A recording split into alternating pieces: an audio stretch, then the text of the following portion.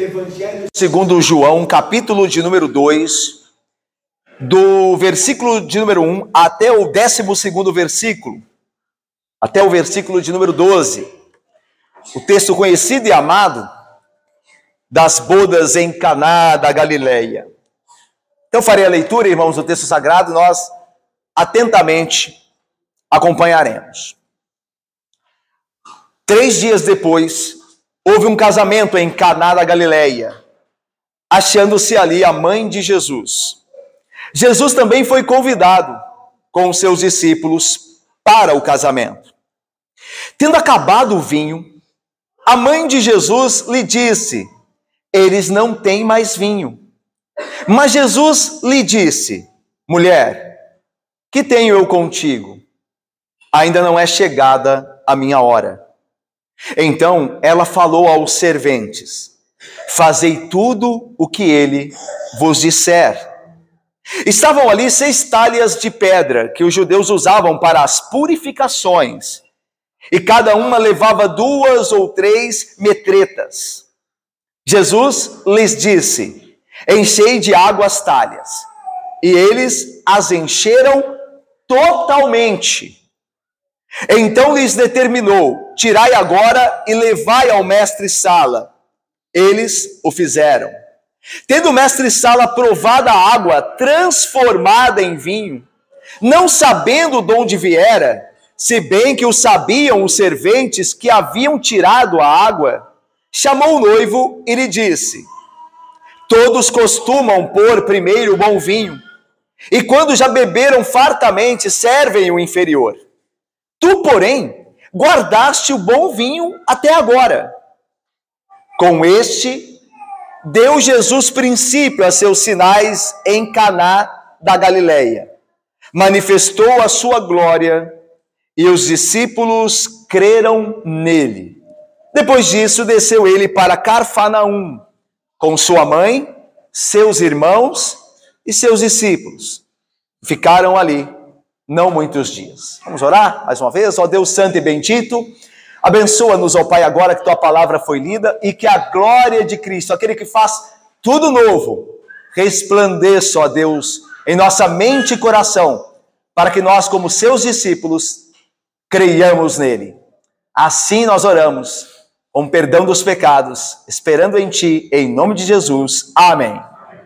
Meus irmãos, após Jesus ter sido batizado, nós vimos isso alguns domingos atrás, por João Batista, ele o foi, e foi anunciado pelo mesmo João Batista como o Cordeiro de Deus. Jesus, como nós vimos nos domingos anteriores próximos, começa a juntar os seus discípulos ao redor dele. E assim, Jesus dá início ao seu ministério público. Ele está começando o seu ministério público, o ministério para o qual o próprio Pai o chamou e o comissionou. Ele está fazendo assim tudo novo. Ele mesmo disse, como nós lemos em Apocalipse: eis que faço tudo novo, ou eis que faço novas todas as coisas. É o mesmo testemunho que o apóstolo Paulo, o apóstolo de Cristo, também dera aos irmãos em Corinto. Lá em 2 Coríntios 5,17, Paulo diz: e assim, se alguém está em Cristo, é nova criatura. As coisas antigas já passaram, eis que se fizeram novas. E no ministério de Jesus, o que ele está fazendo é tornando novas todas as coisas. E João dá ênfase a isso, o evangelista. Por exemplo, aqui nós vemos, nesse relato de Caná da Galileia, nós vemos um novo vinho, um vinho melhor. Lembra que no final o mestre-sala diz: todos dedicam e oferecem o primeiro vinho logo no início da festa, e você deixou o melhor vinho para o final. Então Jesus traz um melhor vinho. Depois nós veremos que Jesus traz um templo melhor. Ainda no capítulo 2 ele vai dizer, diante do templo de Jerusalém: destruí esse templo e eu reconstruirei em 3 dias. E ele falava do seu corpo, um templo melhor, um vinho melhor, um templo melhor. Depois, com Nicodemos, ele diz: Você nasceu da carne, quem nascer do Espírito verá o reino dos céus, um nascimento superior, um nascimento melhor. Com a mulher samaritana, uma água melhor. Eu vim tirar água aqui, se você souber a água que eu lhe posso dar, você nunca mais teria sede. Uma água melhor. E depois Jesus oferece ainda à mulher samaritana, no capítulo 4, uma adoração melhor. Diz, vocês adoram em Samaria, os judeus em Jerusalém, mas veio a hora e já chegou, em que os adoradores do Pai o adorarão em espírito e em verdade. Uma adoração melhor, uma adoração muito superior. É isso que Cristo está fazendo, uma coisa melhor, algo superior a tudo que fora visto. E é por isso que João relata também este primeiro sinal em Caná da Galileia. Vamos ver então como isso é apontado nessa narrativa, neste episódio. Versículo 1 diz assim: 3 dias depois, ou seja, 3 dias depois do quê? Do encontro de Jesus com Natanael. Lembra-se que nós vimos no domingo passado? Que Filipe fora chamar Natanael para ver o Cristo, para ver Jesus, o suposto Cristo, e Natanael então encontra-se com Jesus. Então, depois desse episódio, passaram-se 3 dias. E agora nós nos encontramos aqui, ok? Então veja, 3 dias depois, e outra coisa importante, irmãos, é perceber que ganha força a possibilidade e o argumento que trata de João, o evangelista, ser um dos discípulos de Cristo. Ou seja, que o evangelista é João, o discípulo de Cristo, porque você percebe a precisão do relato. Ele está sempre contando dias. Desde do capítulo 1 ele está dizendo, olha, então depois de um dia, depois de 2 dias, depois de 3 dias. Então é alguém que está ali, é alguém que sabe quanto tempo está se passando. Então é mais um argumento que evidencia que o apóstolo João é o autor do evangelho. Porque o autor do evangelho é alguém que está próximo, é um testemunho ocular, que está andando com Jesus. Mas vamos lá. 3 dias depois, houve um casamento em Caná da Galileia, achando-se ali a mãe de Jesus. Então, Jesus agora vai se dirigir a Caná da Galileia, que era a cidade de alguns dos discípulos que já andavam com Jesus. Ok? Era a cidade de alguns dos discípulos que já andavam com Jesus. E haverá ali um casamento. E a mãe de Jesus se encontrava ali. É interessante que João nunca vai usar para a mãe de Jesus o seu nome de fato, Maria. João não usa a Maria para se referir à mãe de Jesus. Nós sabemos pelos sinóticos que a mãe de Jesus era Maria. Mas João não usa. Provavelmente para não confundir com as outras Marias de quem João vai dar testemunho. João vai falar de outras Marias. Então, quando ele se relaciona a Maria, a mãe de Jesus, ele apenas usa o título, a mãe de Jesus. E aí diz mais, veja só, Jesus também foi convidado com seus discípulos. E nessa altura, já eram os discípulos 5. André, João, que nós cremos ser o evangelista, Pedro, Filipe e Natanael. Já eram 5, pelo menos segundo a narrativa. Nós não sabemos se já mais dos 12 já estavam aqui. Mas pela narrativa, nós sabemos que no mínimo 5 já andavam com ele. E os seus discípulos também foram convidados com Jesus para este casamento. E é interessante aqui, irmãos, eu paro aqui para uma aplicação para nós aqui, uma coisa importante. É que Jesus, ele não era adepto de um tipo de ascetismo monástico das comunidades eremitas. Ou seja, Jesus não era uma seta, alguém que vivia longe dos outros, que vivia longe do que acontecia no mundo. Como um ermitão, como alguém que vai para um monastério para poder viver longe da sociedade, para poder ser espiritual. Jesus não era assim. E a Bíblia diz que nós também não devemos ser assim. Devemos ser como o nosso Senhor, luz que brilha no meio das trevas. Não devemos sair para longe da sociedade para procurarmos uma espiritualidade, uma iluminação maior. Mas Deus, em Cristo, é que nos dá da sua luz para que nós brilhemos no meio das trevas. Jesus mesmo orou na oração sacerdotal, aqui mesmo nesse Evangelho de João, dizendo ao Pai, acerca de nós, os crentes: não peço, disse Jesus, que tire os meus discípulos do mundo. Eles estão no mundo para dar testemunho no mundo, mas sim que no mundo os guardes do mal. Então Jesus não nos chama a sair do mundo. Jesus foi uma festa de casamento. Ele comeu e bebeu ali. Ele não era acusado de comer e beber com publicanos e pecadores? Jesus fazia essas coisas. Agora veja bem. Ele comia e bebia com publicanos e pecadores, mas ele não pecava com eles. Há muitos que usam dessas coisas, desses princípios, dessas narrativas, dizendo que Jesus estava no meio do mundo, que Jesus estava comendo e bebendo com os ímpios, então eu posso fazer tudo, eu posso ir para qualquer lugar, fazer de tudo. Não. O texto não diz que Jesus pecava ou fazia coisas impróprias com os pecadores, mas que comia e bebia com eles. E comer e beber, não há pecado, desde que não se cometa o pecado da gula, nem da embriaguez, o que Jesus não fazia de fato. A ideia é viver no meio dos pecadores, mas não consentir nem imitar as coisas que eles fazem, mas ser luz no meio deles. E Jesus está ali num casamento. Está ali para que vejam a sua glória. Então Jesus não era um ermitão. Nós também não devemos ser. Deus nos chamou para viver na sociedade, para ser luz ali e dar testemunho dele. Outra coisa é que Jesus aqui, ele ratifica, ele confirma a importância do casamento. Ele está ali, ele honra aquela instituição criada e estabelecida pelo seu próprio Pai, pelo próprio Deus. Jesus então mostra a honra que merece o casamento. E não seria de outra forma. Porque Caio, Marcelo, minha irmã Lucinete, Carol, Jesus, ele usou o casamento para comparar a relação dele com a igreja através de um casamento, do símbolo do casamento. Jesus é o noivo e a igreja é a esposa do Cordeiro. Jesus sempre honrou o casamento. Nós também deveríamos fazê-lo, vivendo o nosso casamento para a glória de Jesus Cristo.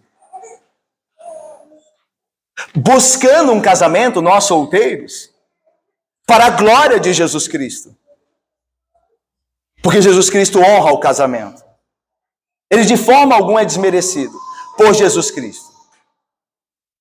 Mas vamos lá então, versículo 3. Jesus fora convidado com seus discípulos para este casamento, em Caná da Galileia. E olha o que diz o versículo 3, olha só que surpresa, que algo inesperado e vergonhoso acontece aqui. Olha o versículo de número 3, vamos ler juntos? Leiamos. Tendo acabado... A mãe de Jesus lhe disse, eles não têm mais fim. Irmãos, essas festas, naquele tempo e dentro do contexto ao que Jesus está, naquele tempo essas festas duravam cerca de uma semana. Era uma semana de festa. Não é como nós fazemos, né? Marcamos um dia à noite ali para alguém lá em casa e comer alguma coisa, ou saímos juntos para algum local. Não. Era uma semana de festa. Deveria haver muita comida e muita bebida. E quem que era o responsável? Era o noivo. Hoje, às vezes, a noiva fica muito responsável, né, por muitas coisas do casamento. Mas naquele tempo era o noivo. Mulheres, vamos mudar isso? Vamos colocar isso para os maridos, né? Para os futuros maridos, melhor dizendo. Porque naquela época eram os noivos que viam essas coisas. E era uma vergonha para o noivo, deixar algo faltar. E então Maria vai a Jesus e diz, olha, eles não têm mais vinho. O vinho acabou. Alguns historiadores, estudiosos da época de Cristo, eles dizem que era possível, em alguns casos, dada a ofensa aos participantes da festa, aos parentes próximos, Rafa, que participavam da festa, de até mesmo processarem o noivo. Havia a possibilidade de processarem o noivo, levarem na justiça por conta da falta de vinho. Então o noivo estava em aperto ali, ok? E a mãe de Jesus foi avisá-lo. Por que Maria vai avisá-lo? Geralmente, irmãos, naquele contexto, as festas eram frequentadas por homens. As mulheres não tinham acesso a essas comemorações. Era mais ou menos, na maioria das vezes, homens que frequentavam. Mas você vê Maria ali, vê a mãe de Jesus ali, ok? Você a vê ali, indo a Jesus e dizendo a ele, olha, eles não têm mais vinho. O que os teólogos entendem, os estudiosos do texto? É que Maria, provavelmente, ela era parente dos noivos. Embora João não diga isso aqui, era muito provável. Por quê? Por que a gente pode imaginar isso? Porque, Cássio, ela tinha acesso a essa informação. Ninguém teria acesso a essa informação se não fosse muito próximo dos noivos. de que o vinho houvera acabado. Então é bem possível que Maria tinha intimidade com o noivo e com a noiva, e ela ficara sabendo disso e fora contar a Jesus Cristo. É uma possibilidade de Maria ser parente daqueles noivos. Daí que ela fora convidada e junto dela Jesus e seus discípulos, porque Jesus era filho de Maria. Então veja, mas Jesus responde de uma forma também inesperada. Olha só o versículo de número 4. Vamos ler juntos? Versículo 4, todos juntos? Me ajudem aí, irmãos, por favor. Leiamos. Mas Jesus lhe disse: mulher, tenho eu contigo, ainda não é chegada a minha hora. Nos parece aqui, a princípio, que Jesus responde de maneira grosseira à sua mãe. Ao invés de chamá-la de mãe, ou querida mãe, diz: mulher, o que tenho eu contigo? Em outra tradução, até mais fiel do que um pouco essa, embora essa preserve a ideia, a outra tradução é: o que há entre mim e ti? Provavelmente o que Jesus falou, de fato. Mulher, o que há entre mim e ti? Mas Jesus está falando também, a princípio, com a mãe dele.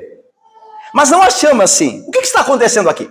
Meus irmãos, embora pareça, a maneira que Jesus se reporta a Maria não é uma maneira grosseira. É um tratamento cordial. Mulher aqui pode ser traduzido para nosso idioma, nossa língua, como a senhora. Então é como se Jesus dissesse: senhora, o que tenho eu contigo? O que há entre mim e ti? É provavelmente o que Jesus se referiu a ela. Mas certamente há um mínimo, ainda que seja um mínimo grau de repreensão. Aqui há um mínimo grau de repreensão. O que há entre mim e ti? O que tenho eu contigo? Há aqui uma chamada de atenção a Maria. Certamente. O que Jesus está estabelecendo aqui, irmãos? Ele está estabelecendo a sua completa liberdade em relação a qualquer tipo de conselho, agenda ou manipulação humana. Ou seja, Jesus sabe a hora. Jesus sabe quando agir. E Jesus não está submetido a qualquer agenda ou a qualquer conselho que seja vindo do homem.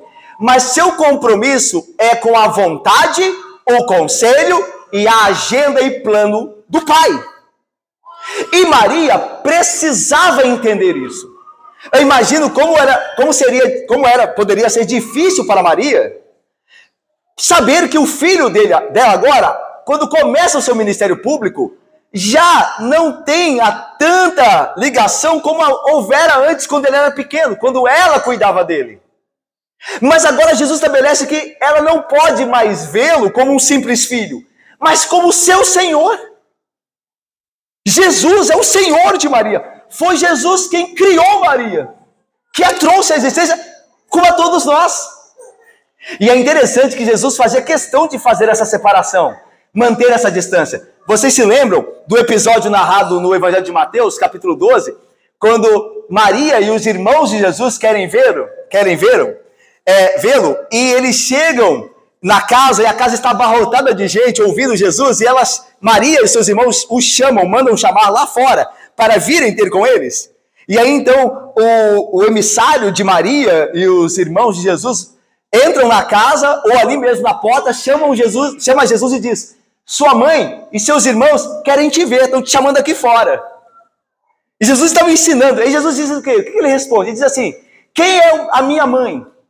E quem são os meus irmãos? Os que fazem a vontade de meu Pai. Essa é minha mãe e meus irmãos. Quem é a minha família? É a do sangue? Não propriamente. É aqueles que fazem a vontade do meu Pai. Essa é a minha família. Perceba que Jesus sempre quis manter essa distância, porque ele não é apenas o filho de Maria, ele é Senhor antes de Maria. Ele é o Deus de Maria. E ela precisava, assim como nós, precisamos entender isso. Jesus não é apenas nosso irmão. Não é apenas alguém que nos deu um exemplo a seguir. Jesus é o nosso Deus. E se eu e você não servirmos e obedecermos a Ele, Ele nos julgará e nos destruirá. Jesus não é apenas o nosso irmão ou alguém que nos deu um grande exemplo. Ele é o nosso Deus. Ele é sim nosso irmão. Ele é sim nosso exemplo. Mas Ele é muito mais do que isso. Ele é o nosso Deus, Rei e Senhor. Nós também precisamos entender isso.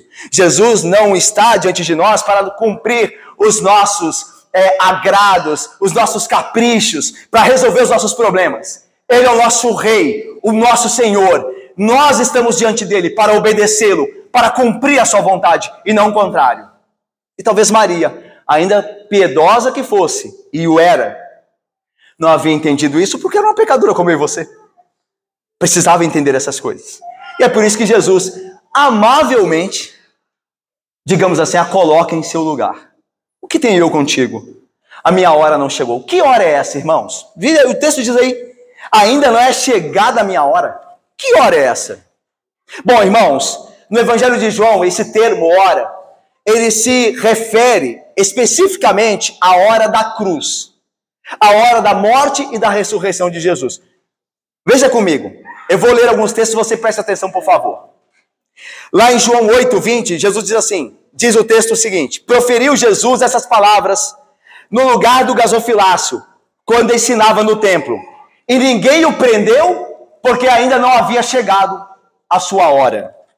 Depois, em João 12, está escrito, respondeu-lhe Jesus, é chegada a hora de ser glorificado o Filho do Homem. Em verdade vos digo, se o grão de trigo caindo na terra não morrer, fica ele só. Mas se morrer, produz muito fruto. Está vendo a ideia de prender, não chegou a hora, de morrer, não chegou ainda a hora, mas agora é chegada a hora, porque eu estou prestes a morrer. E aí Jesus usa o exemplo do grão, que se ele não morre, ele não produz, ele precisa morrer, então é chegada a hora. Mas mais claro isso fica ainda em João 12, quando os gregos querem ver Jesus. E agora ele diz o seguinte, está angustiada a minha alma neste momento, mas o que direi eu? Pai, salva-me desta hora, mas precisamente com este propósito vim para esta hora.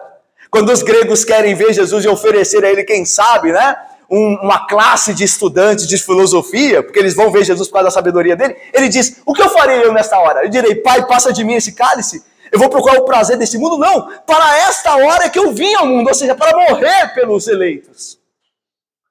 Depois, o versículo 1 do capítulo 3 de João diz assim, ora, antes da festa da Páscoa, sabendo Jesus que era chegada a sua hora de passar deste mundo para o Pai, como é que ele faz isso? Através da morte e ressurreição, tendo amado os seus que estavam no mundo, os amou até o fim. Veja a hora de novo. E por fim, João 17:1, que é a oração que Jesus faz antes de ser preso e entregue à morte. Ele a faz com seus discípulos, pelos seus discípulos. Ele diz assim, Pai, é chegada a hora. Glorifica teu Filho, para que o Filho te glorifique a ti. Veja que hora em João tem a ver com a hora da cruz. É a glorificação máxima de Cristo. É onde ele mostrará o seu grande amor, o seu grande poder.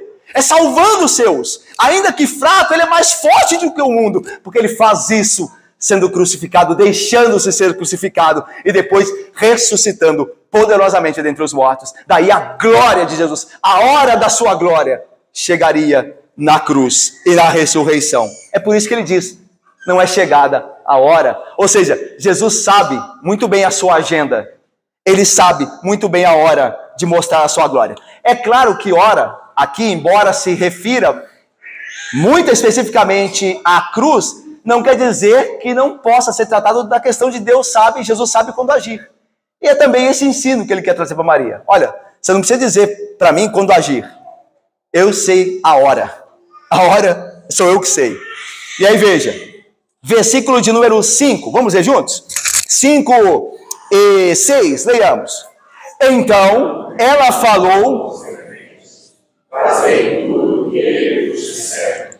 Usavam em 6 partes de terra, e os judeus usavam para as purificações, e cada uma levava 2 ou 3 medidores. Maria, a mãe de Jesus, ela precisava ser corrigida naquilo que Jesus a corrigiu, mas ela era uma crente de fato. Tanto que ela se submete.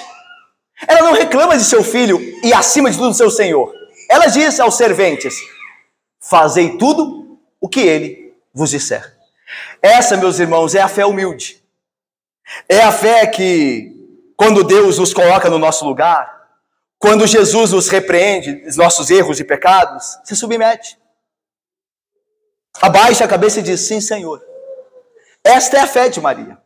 Maria era uma serva de Deus, que apesar de falha como nós, estava pronta a se submeter. Daí então ela vira aos serventes e diz aos serventes: fazei tudo o quanto ele vos disser. Alguns católicos romanos usam esse texto e o traduzem de forma diferente para dizer que Maria tinha servos. Alguns católicos traduzem aqui como: e disse aos seus servos. Ou seja, Maria era adorada porque tinha servos. Mas é claro que isso não é o contexto aqui. Essa leitura é uma leitura enviesada do texto. Aos serventes são serventes da festa. Os que vão servir o vinho. Não são os que servem a Maria. O próprio contexto dirá isso posteriormente, que eles passaram a servir o vinho. Então são serventes da festa, não os de Maria. E Maria, mesmo que tivesse servos, aqui ela acabaria com isso, porque ela diz: fazei tudo o que ele, não eu, o que ele vos disser. A serva Maria aponta para Jesus.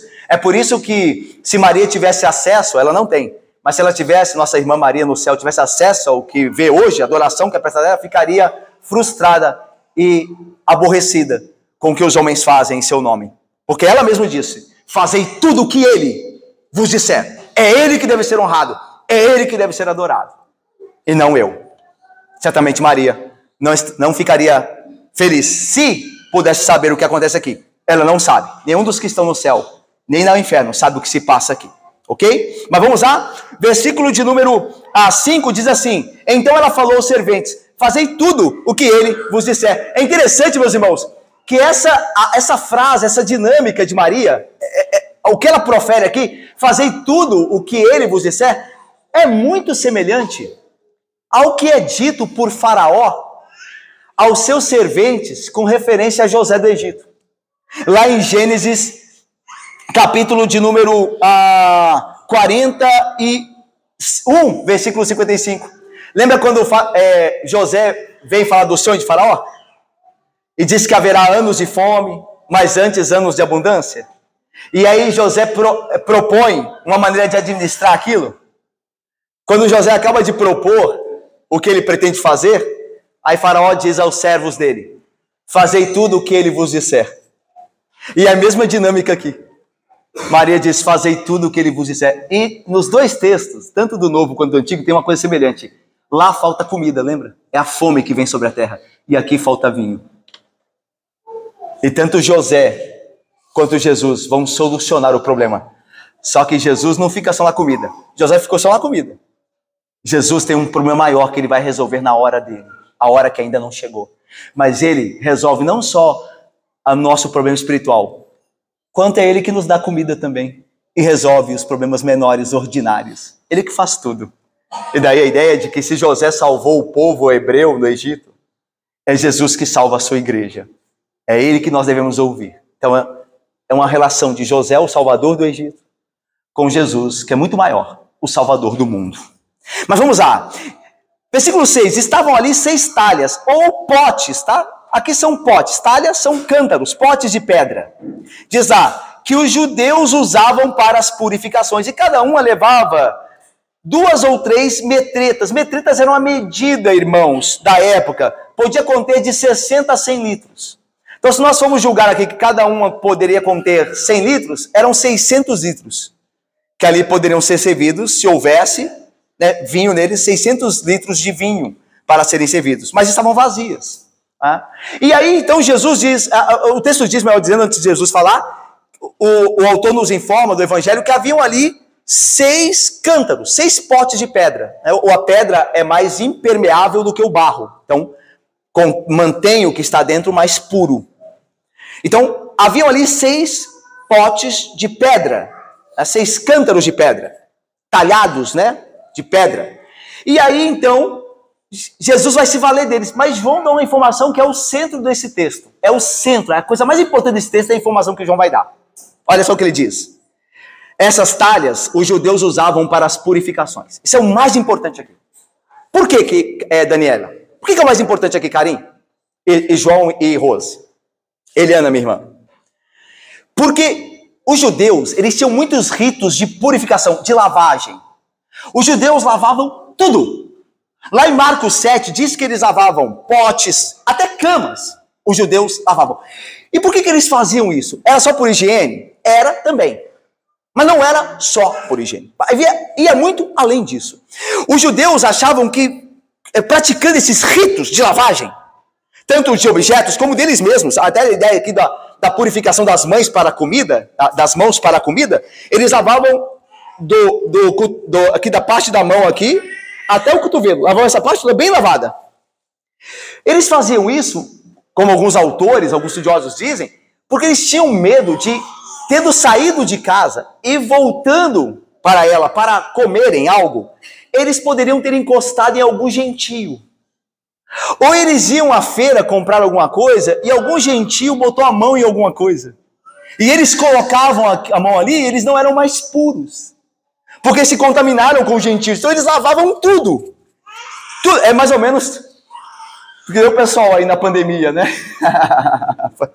Espercar na mão é tudo, né? Com medo de... A gente teve uma amostra, mais ou menos, de como os judeus viviam. É daquele jeito, medo de ser contaminado. Mas não com vírus, no caso deles, mas com gentios. Então eles se sentiam puros, eles achavam que estavam puros com essa lavagem.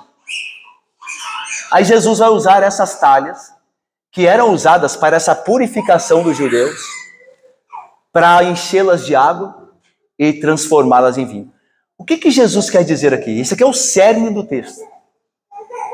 É que a lavagem que Jesus traz é superior.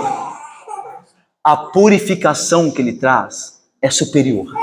Não é da carne, mas do coração. É algo superior. E é para isso que o texto está apontando.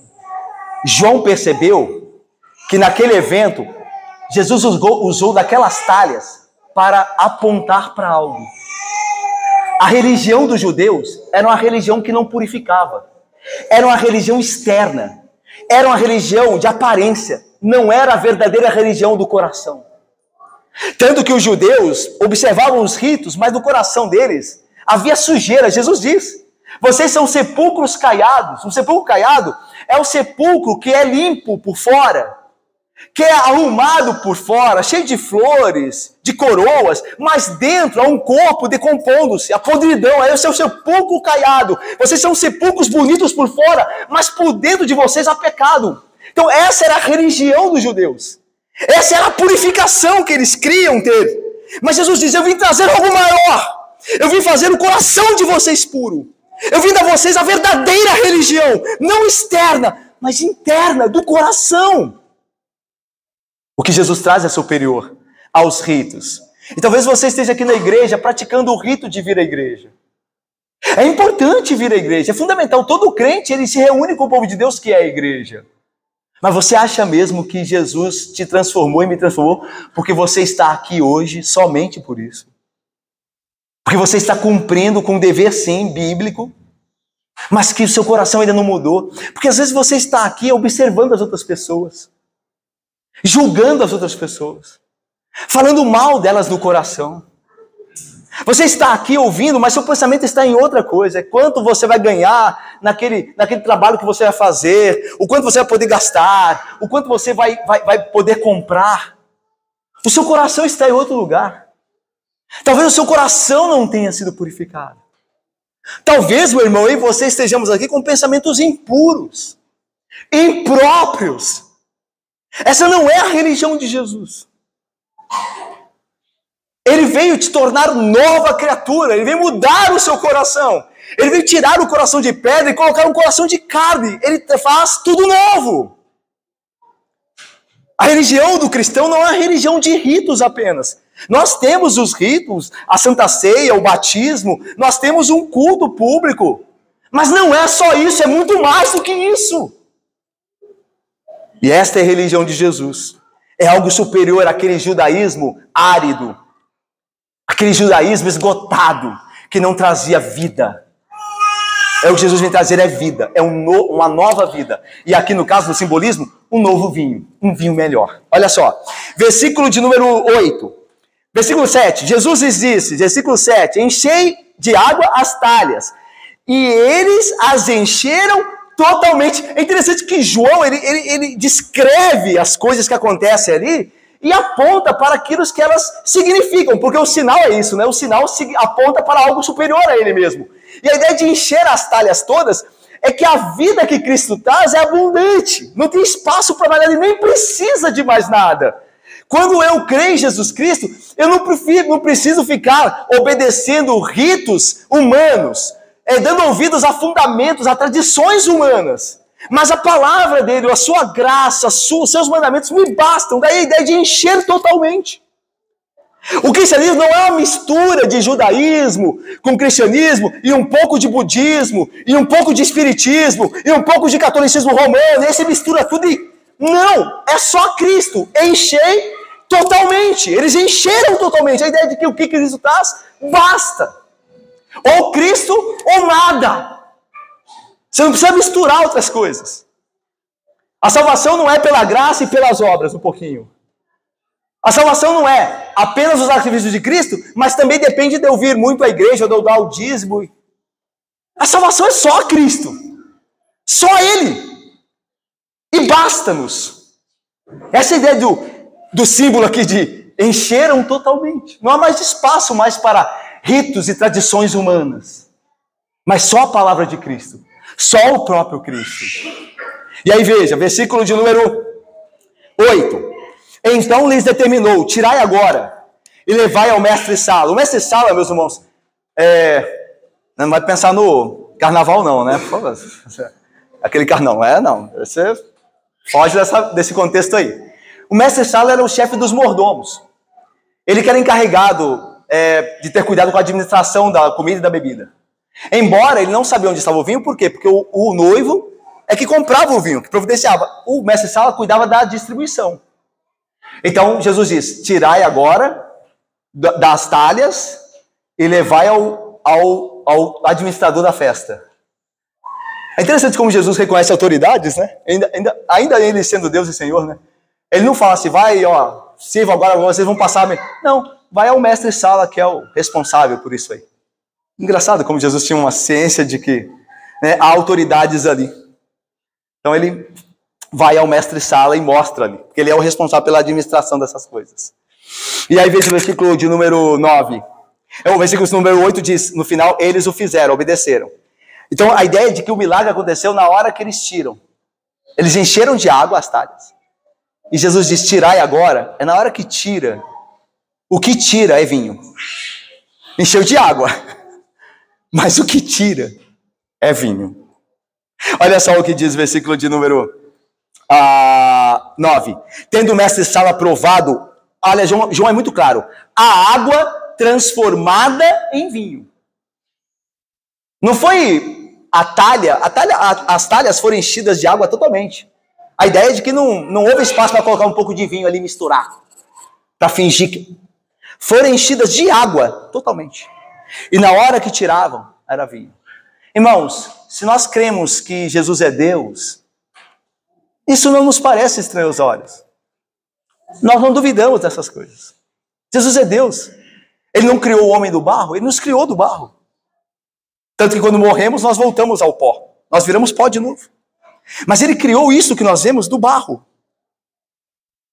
Porque ele é Deus. Agora, se você não crê que ele é Deus, aí você precisa nascer de novo. A ciência não vai te ajudar. A ciência não ajuda ela mesma. Veja a confusão da Covid. A ciência fala uma coisa, depois diz outra. Até hoje nós estamos, sou de artigo agora dizendo uma coisa. A ciência. O Deus desse século, a ciência. Ela não vai te dizer isso. Se você não crê que ele é Deus, você precisa nascer de novo. Jesus é Deus, então nada para ele é impossível. Ele criou todas as coisas do nada. Do nada ele criou todas as coisas. Não vai transformar água em vinho. Mas veja o que diz o versículo de número 9. Tendo o mestre-sala provado a água transformada em vinho, não sabendo de onde viera, se bem que o sabiam os serventes que haviam tirado água, chamou o noivo. Ele disse, todos costumam pôr primeiro o bom vinho e quando já beberam fartamente, serve o inferior. Tu, porém, guardaste o bom vinho até agora. Por que serve primeiro o bom vinho? Porque com o passar do tempo, dos dias da festa, o paladar vai se entorpecendo. Então você serve o primeiro vinho para as pessoas provarem, ainda com o paladar bem ali sensível, e eles, nossa, que vinho bom. E à medida que o tempo vai passando, vai servindo o inferior, porque eles já perderam o paladar. Então eles já não sabem mais distinguir. Mas o que o mestre Sala diz esse é o costume, mas você fez o contrário. Você serviu o vinho inferior primeiro, e agora você traz o melhor. João termina com 11 e 12. Vamos ler juntos? Versículos 11 e 12? Leiamos. Com este deu Jesus...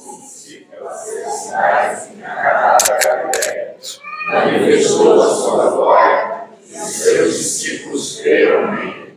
Depois disso, desceu ele para Cafarnaum, com sua mãe, seus irmãos e seus discípulos, e ficaram ali muitos. Irmãos, com este, ou seja, transformar a água em vinho, com este deu Jesus princípio. A ideia de princípio aqui é o mesmo termo usado por João no início. No princípio era o verbo. A ideia de algo que será criado, algo que começou. Então a ideia de que o ministério público de Jesus começou agora. Ele deu com esse sinal o princípio ao seu ministério público. Ele começou a fazer novas todas as coisas. Então essa é a ideia aqui. Com este deu Jesus princípio aos seus sinais em Caná da Galileia. Irmãos, João usa muito o termo sinal, semeion, no seu evangelho. Os sinóticos usam muito milagre, mas João usa sinal. Milagre é traduzido por coisa maravilhosa, portento. Mas sinal, a ideia é de algo que é feito que aponta para alguma coisa superior. Aponta para outro lugar. É que nem a placa de trânsito, que é o sinal. Você vê uma placa apontando para uma cidade. O fim não é a placa em si, é a cidade para a qual ela aponta. O sinal não é o fim, você não pega o carro e mete na placa. A placa é uma direção para você ir para o que importa. Daí os milagres de Jesus são sinais. Eles apontam para algo superior. A nossa fé não está no milagre. A nossa fé está para aquilo que ele aponta. Ele aponta para... Tanto que o texto diz que os seus discípulos creram nele, em Jesus. Eles não creram no sinal, no milagre. Eles viram corretamente, eles olharam para Jesus e creram nele.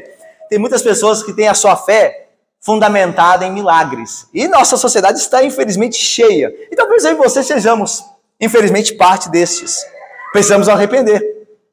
Tem gente que está atrás de sinal, de milagre. Daí as igrejas que prometem sinais e milagres, embora o que apresentam é falcatrua, é engano, mas elas estão cheias, abarrotadas de gente. Por quê? Todos estão atrás de sinais. A fé é fundamentada naquilo. Nós estamos atrás de Cristo. Nós buscamos Jesus, não os sinais. Aliás, algo superior foi prometido a nosso respeito. Quando Jesus diz a Tomé, bem-aventurados os que não viram e creram. Aqui diz que os discípulos viram o sinal e creram nele. Bênção é o que deveriam fazer de fato o que fizeram. Mas a nós foi prometido algo superior. Nós somos mais felizes do que os próprios apóstolos. Porque Jesus diz, bem-aventurados, felizes são os que não viram e creem em mim. Você sabia disso? Eu vou terminar aqui. Você sabia que você é mais bem-aventurado do que um apóstolo? Nesse sentido. Porque Jesus disse, bem-aventurados os que não viram e creram. Às vezes nós falamos, se eu vivesse na época de Jesus. Se eu visse milagres. Se Jesus fizesse isso, fizesse aquilo. Bem-aventurados os que não precisam de nada disso. Embora Jesus faça, tá? Por favor. Jesus é quem opera milagres, portentos. E ele faz. Mas o que ele deseja mesmo é que creiam nele, independente disso. A gente não é assim também? Quando a gente dá uma palavra a alguém, para que alguém confie em nós, a pessoa fica, faz isso, aí eu vou. Aí você fala, você não confia na minha palavra? Você está desconfiando de mim? Eu estou te falando. Nós que somos pecadores, somos sensíveis a essas coisas. O que Cristo quer é que você confie nele, independente de sinais e milagres. Bem-aventurados os que não viram e creram. Mas eu vou terminar dizendo assim, olha, irmão, você só pode crer nele se você for seu discípulo, se você foi eleito para a vida. Na festa havia muitos homens, mas o texto diz que apenas os seus discípulos creram nele. O texto diz: e os seus discípulos creram nele. Os outros viram a maravilha, ficaram sabendo, olha, parece que a água transformou em vinho ali. E eles ficaram maravilhados, mas eles não foram a Jesus. Eles não se entregaram a Jesus. Os seus discípulos é que creram nele. Às vezes eu e você estamos aqui na igreja, mas nós não entregamos a vida a Jesus ainda. Nós estamos no lugar onde Cristo assiste também, mas você não se rendeu ainda a Ele. Você não se entregou totalmente a Ele. Lembre-se disso. Só os discípulos é que creem em Jesus, de fato. E eu espero que eu e você sejamos desses, que reconhecem Cristo, mesmo que não viram milagres e sinais como viram os homens do Novo Testamento, mas que nós creiamos nele, independente disso. Porque assim nós somos conhecidos e reconhecidos como seus discípulos, de fato. Que Deus nos abençoe. Amém, irmãos.